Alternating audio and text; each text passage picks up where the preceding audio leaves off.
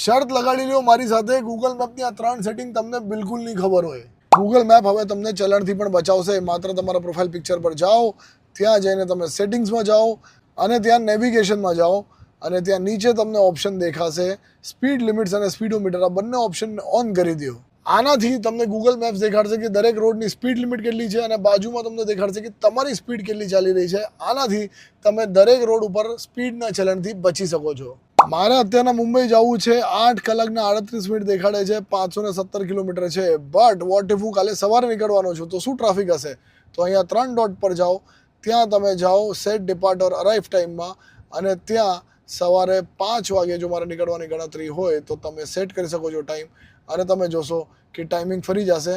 અહીંયા 8:40 લખેલી છે પણ તમે ટિપિકલી તમે જોઈ શકો છો 7 કલાકને 10 મિનિટથી માંડીને 12 કલાકના વચ્ચે લાગી શકે છે depending on the actual traffic.